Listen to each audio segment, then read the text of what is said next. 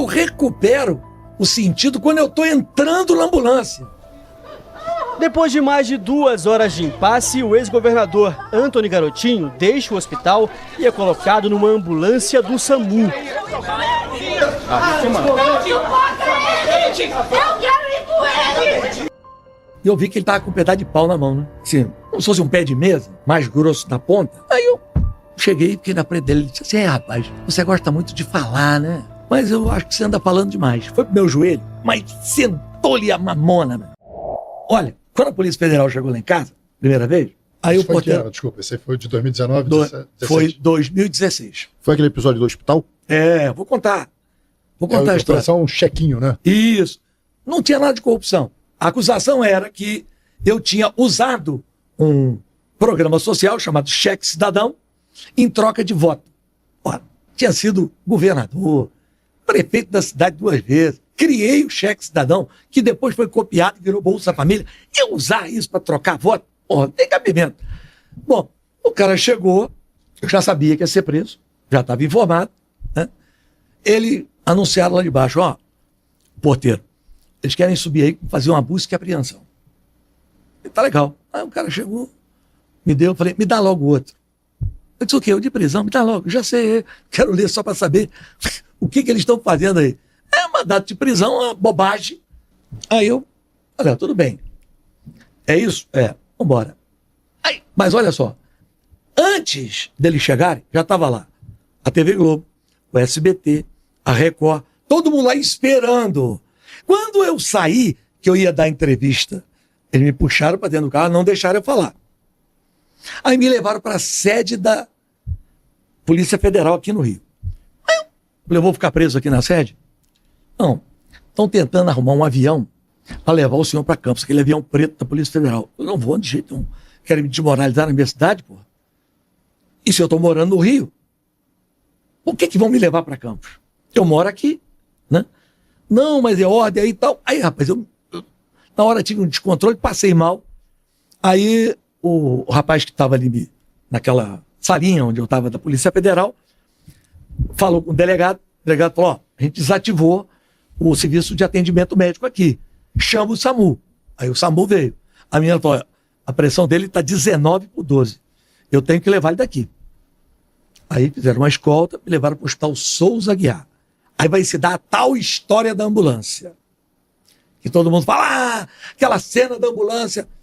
Eu vou contar. Cheguei lá, exame, ecocardiograma, eletrocardiograma. O médico era o coronel da Polícia Militar que estava lá. Ele disse: ó, ele tem veia entupida. Nós vamos ter que fazer um cateterismo nele, porque provavelmente ele vai ter que colocar ponte, ou estende, alguma coisa. Falou para a Rosinha, né? Então a senhora fica aí, na portaria, que a gente vai informando a senhora sobre o monitoramento dele. Tá bem agora, tá medicado. E daqui a pouco sobe vamos dizer assim, aquela equipe da Polícia Federal, chamada, acho que é GAT, né? COT, seria COT? COT. O COT. Operacional, né? Que fica camuflado. Aqueles caras desse tamanho viram pro médico e dizem o seguinte: ó, a ordem do juiz lá de Campos é levar ele pro presídio hoje. Eu não vou dar alta, sou médico. E vocês não podem agir aqui dentro se eu não der alta. Não. Nós vamos levar ele. A ordem é levar ele. E eu ouvindo aquilo tudo ali, assistindo aquilo tudo ali. Aí o médico falou: ó, ele não sai daqui. Aí botaram o juiz falou: se o senhor impedir a saída dele, eu vou lhe decretar voz de prisão. E vou mandar os policiais que estão aí prender o senhor. O médico foi macho. Ele disse: então leva sem assinar, meu amigo.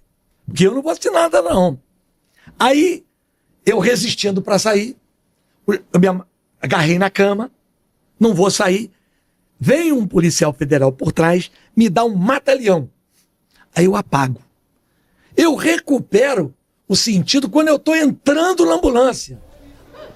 Depois de mais de 2 horas de impasse, o ex-governador Antony Garotinho deixa o hospital e é colocado numa ambulância do SAMU. quero ir com ele! Nesse vídeo, o garotinho aparece numa maca. Ele reluta, mas é contido pelos agentes da Polícia Federal. Aí eu tô vendo, eu não sabia o que estava acontecendo, eu comecei a me bater, a gritar, porque eu reacordei ali. Porque o cara, para me transportar, descer de elevador, estava na UTI, ele me desacordou, ele deu um mata-leão. Aí me levaram para o presídio. Aí eu fiquei lá no presídio um dia. Qual presídio? De Campos aqui? Não, aqui. Eu estava aqui. Presídio lá em Bangu. Aí o médico veio me atender. Aí ele disse assim, olha, eu lamento muito a situação, porque aqui não tem nada. A UPA aqui está desabastecida. Está naquela crise do governo do Estado. Não tem nada aqui. Eu falei, mas se eu passar mal aqui, eu tenho que te mandar para o Souza Guiar. Pô, me mandaram para cá. Eu falei, mas eu não tenho o que fazer aqui. E mais, eu sou infectologista. Porque aqui no presídio, o problema maior que tem aqui é de pessoa com pneumonia, essas coisas. Então eu sou infectologista, não tenho nada de cardiologia. Pô, eu estou numa banana que se você morrer na minha mão, a culpa é minha. Aí meus advogados entraram no Supremo Tribunal Federal. O Supremo Tribunal Federal disse que a competência era do TSE. A ministra Luciana Lócio me manda tirar de lá no dia seguinte e me mandar para um hospital onde foi feito o exame. Eu tinha uma artéria com 78% de obstrução e eu tenho um stent hoje colocado no meu peito. Esse é o episódio da ambulância que se fala tanto. Aquilo foi uma covardia. Ninguém merece aquilo. Muito menos eu que estava lutando pela moralidade do Estado. Contra corrupção do judiciário, corrupção do legislativo, corrupção do executivo. Mas, infelizmente, você sabe que a verdade, quando é dita, ela incomoda. Que fim teve esse processo aí? Esse processo, vamos lá. Eu entrei com uma representação contra o juiz. Aí foram chamadas as testemunhas, né? Lá no Tribunal de Justiça. Quando o médico disse, Excelência, ele só poderia sair de lá pelo Código da Medicina e pelas leis brasileiras com autorização minha. Dentro do hospital, a autoridade é o médico. Então por que o senhor deixou sair? Ele foi arrancado. Deram um golpe nele lá, ele desacordou e arrancaram ele à força. Minha filha gritando, né? E eu arrancado à força de lá. Aí o processo foi andando, o poderoso do tribunal arquivou. Mas o juiz acabou sendo punido depois pelo CNJ por um outro motivo. O que ele disse que essa transferência é minha, né? E a liminar que foi dada, eu tinha dado balas de dinheiro. Aí o Supremo Tribunal Federal mandou ele provar. Ele não provou, pegou 2 anos de afastamento. Foi afastado das funções de juiz por 2 anos. Seu Glaucenir Oliveira. E por esse caso ele não respondeu. Hã? Por esse caso ele não respondeu. Não, tudo aqui no tribunal perdia. Eu só ganhava em Brasília. Teve uma outra prisão sua em 2017, que você foi preso apresentando um programa de rádio. Não, Como é que foi esse essa episódio? foi mais grave. Olha só, eu tinha um blog, que eu estou voltando com ele agora, onde eu fazia denúncias muito sérias, graves, né? E eu tinha conseguido com um amigo meu, jornalista, o depoimento que incriminava a CBF, Ricardo Teixeira, o Marco Polo Del Nero e as organizações Globo com transação de direitos de transmissão de jogo. Esse processo corria lá nos Estados Unidos, no Departamento de Justiça do Brooklyn. Eu consegui cópia do depoimento. E o cara escrachava com todo mundo, que tinha que pagar propina para Marco Polo Del Nero, que sempre foi assim com o Ricardo Teixeira, que Ricardo Teixeira representava os interesses da Globo, papapá. E, além disso, tinha ali os esquemas do Rei Arthur, né, que era o cara que comandava o Estado, eu chamava ele de rei, porque ele era bilionário, né? Fugiu para Miami e está lá até hoje. Né? em mais ou menos uns 10 casos escabrosos contra Pisciani, que acabou sendo preso, detalhes sobre as fazendas dele, porque tudo nosso foi pego em cartório. Eu mandei gente para Uberlândia, mandei gente para Uberaba, mandei gente para Rio das Flores, mandei gente para todo lugar. Tudo nosso estava documentado. E estava ali nos meus pendrives. Eu achei estranho. Eu morando no Rio, apresentando o programa na Rádio Tupi, no Rio, descem 2 policiais federais, lá na portaria da rádio, com mandato de prisão contra mim. Até o pessoal da rádio, sem entender, porque ele disse assim, não tem que acabar o programa, não. Falta 20 minutos para acabar o programa. Não, nós temos que levar ele agora. Levanta aí. Aí eu chamei o comercial.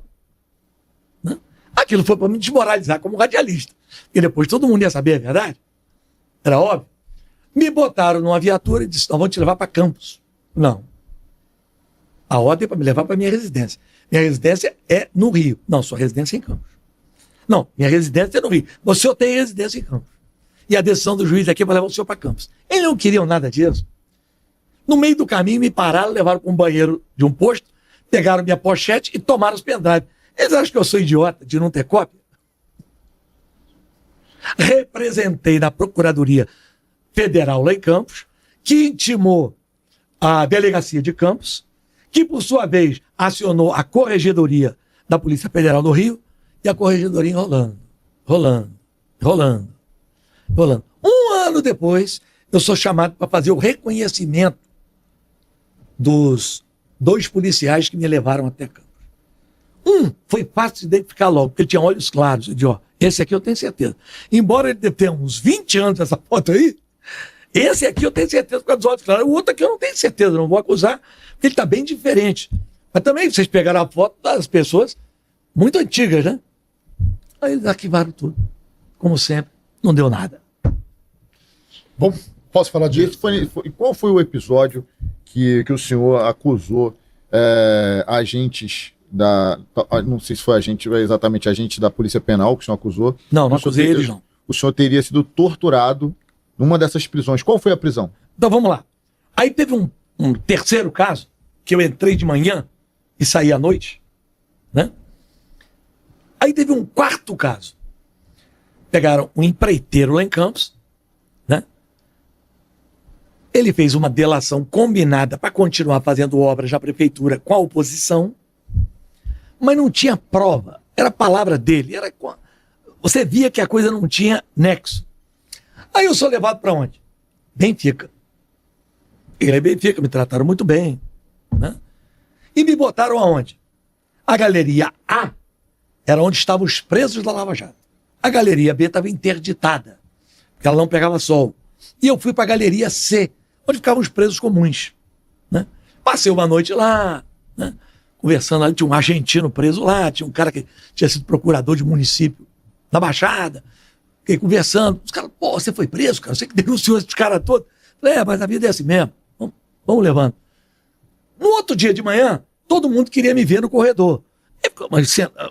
Eles abriram a cela, fecha a porta, e nós ficamos ali no corredor, todo mundo conversando. De repente vem um cara de nome Rafael, se apresenta a mim e diz, olha, eu sou o chefe da segurança do presídio. Eu estou com ordem aqui para transferir o senhor. Transferir? Aí eu, para onde? A Galeria B. A turma olhou, todo mundo assim, olhando um para a cara do outro. Os presos que estavam lá sabiam que a Galeria B não estava funcionando, né? Aí o cara falou assim, mas ele vai sozinho para lá? A ordem é que ele tem que ficar isolado de todo mundo. Na Galeria B. Eu falei, não dá para ir um amigo meu aí, um pessoal desse aí, porque sei lá, né? Não. O senhor tem 30 minutos para arrumar suas coisas, que é o tempo que nós vamos arrumar uma beliche para botar lá e dar uma limpeza lá, porque lá está desativado. Lá no senhor não vai ter ninguém. Pessoal gelado, hein? Estão armando para você. Fazer o quê? Né? Cheguei lá, fiquei lá quietinho, na minha. Quando deu 5h30, me ofereceram comida. Eu falei, não estou afim de comer, não. Eu vou deitar. Deitei. Galeria, portão aqui e 8 celas. Eu fiquei, inclusive, um período solto ali, eu ficava andando, não tinha ninguém lá dentro. Eu olhei, pô, negócio aqui tudo vazio, né? Vi ali pedaço de parede caída, né? Aí, quando dá por volta de 11h30, meia-noite, eu já sonolento, tomei um remedinho para dormir, eu ouço assim, psiu. E na minha, falei, não vou nem virar a cabeça. Tá virado para a parede, psiu. Aí eu olhei um cara. Você via nitidamente que ele não era agente penal, ele estava com a camisa azul clarinha, calça jeans e sapato social. Tudo bem com o senhor? Eu falei, tudo bem. Desce aí. Eu falei, mas tá havendo algum problema? Desce aí. E eu vi que ele tava com um pedaço de pau na mão, né? Assim, como se fosse um pé de mesa, mais grosso na ponta. Aí eu cheguei, fiquei na frente dele, ele disse assim, rapaz, você gosta muito de falar, né? Eu falei, a minha profissão, eu sou radialista, né? Mas eu acho que você anda falando demais. Foi pro meu joelho, mas sentou-lhe a mamona, meu irmão. Eu abaixei, cara, ó. Desculpa. Hã? Desculpa. Sentou a mamona no contigo. Pode continuar. Aí eu abaixei, cara, dor.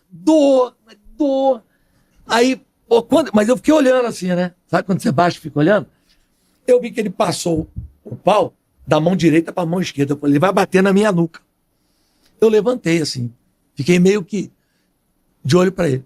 Ele foi, tirou uma pistola daqui da cintura, encostou na minha cabeça e falou assim, você não vai morrer hoje? Tudo isso está no processo lá. Você não vai morrer hoje para não sujar pro pessoal aqui do lado, tá? Você bem que devia. Mas eu vou deixar uma lembrancinha para você. Aí ele pegou o salto do sapato, foi no meu dedo, esmagou meu dedo quebrou no meio. Aí eu comecei a gritar. Mas gritava de dor. Gritava, e não via ninguém. Pô, na porta tinham que ter 2 agentes penitenciários cuidando da galeria. Aí, quando comecei a gritaria, depois de 10 minutos, veio os agentes. E vem cá, vocês estavam onde? Aí, ó. Nova perícia, MP faz nova perícia e constata interferência na gravação das imagens do dia de suspeita agressão de garotinho. Peritos identificaram que 3 câmeras do presídio foram desligadas e uma teve a imagem congelada. Ex-governador disse que vai processar o Estado. Isso aqui é o joelho e os dedos. E o dedo. E ali o retrato falado dessa pessoa. Calma, vou chegar lá. Aí, aquela dor alucinante, os caras chegaram. Os 2 agentes penitenciários. Falei, meu irmão, pelo amor de Deus, me arranja qualquer coisa aí. Não, vou lá chamar o médico. Aí vem um médico. Quem é o médico? Sérgio Coates, o cara que eu tinha denunciado. O Sérgio Coates, na minha denúncia, eu botei uma escritura de uma cobertura que ele comprou na Lagoa. Na época era 2,5 milhões. O Sérgio Coates ainda era secretário? Estava preso. O Sérgio Coates foi te atender no presídio? No presídio. Uhum. No presídio, estava preso. Pelas denúncias que eu fiz. Aí ele vai me atender. Aí eu, sentado na cadeira de roda, deve até aparecer aí, tem a imagem. Eu sentado na cadeira de roda, ele disse, eu vou ter que te aplicar uma injeção. Eu falei, não, injeção sua, eu vou dormir para não acordar nunca mais. Mas, rapaz, como é que faz? Eu falei, livros agentes, não quero papo com esse cara, não. Me dá gelo que eu vou me virar. Botei gelo no joelho e no dedo. Passei a noite desesperado. De manhã liguei pro meu advogado. Meu advogado foi lá e falei, meu irmão, eu quero ir da delegacia de polícia agora. Eu vou dar parte disso tudo que aconteceu aqui. Aí, não, eu tenho direito, o advogado, não, ele vai lá. Aí fizeram uma escolta para mim, eu fui na delegacia de Bom Sucesso, o delegado me atendeu, por sinal, muito bem. E disse, olha, isso é muito grave. Você acha que esses meninos aí estão envolvidos? Não. Não foram os agentes penitenciários. Eu tenho certeza. Mas por que você tem certeza? Porque ele não estava vestido como agente penitenciário. E ele chegou com uma cara assim de que, sabe aquele cara que chega chegando, como se tivesse muito poder, né? Chegando. Aí o cara, mas você desconfia de quê? Eu falei, sei lá o que eu desconfio, tem tanto inimigo. Eu denunciei judiciário, legislativo, executivo, como é que eu vou saber quem é? Né? E a Globo dizendo, é mentira. No início, né? Ele se automutilou, ele se machucou. Como é que o sujeito pode pegar a perna, a mesma perna, atingir o joelho e o pé simultaneamente? É impossível. Tenta fazer que você não vai conseguir, né? Bom, aí era mentira. Punição porque eu estava mentindo. Me transferiram para ser isolado em Bangu 8. Me mandaram para lá. Bangu 8. Aí eu falei, olha, eu estou escrevendo uma carta aqui, falei até para o pessoal, eu estou escrevendo uma carta aqui pedindo ao Ministério Público para que solicite não as fitas do presídio, mas as fitas que ficam na empresa que presta serviço ao presídio. A doutora Ângela Amin, acho que esse é o nome dela, promotora dura, entrou no caso, requisitou as fitas, examinou as fitas e constatou que a fita tinha sido editada exatamente no horário em que eu havia dito. Recuperaram as imagens, viram tudo, estava tudo ali. Apareceu tudo, apareceu o agressor? O cara não aparecia, porque não tinha dentro da cela. Mas aparecia... Mas alguma imagem dele pegou, ele chegando? Não, mas calma. Aí quem é o cara? Naquela época, eu tinha feito uma denúncia muito forte contra o subsecretário de administração penitenciária, Sauler Sacalém.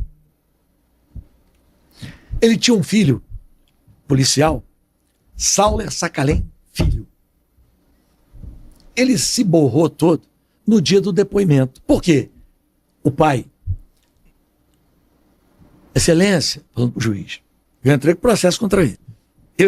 Ministério Público entrou com uma ação contra ele. Aí o pai da defesa do filho.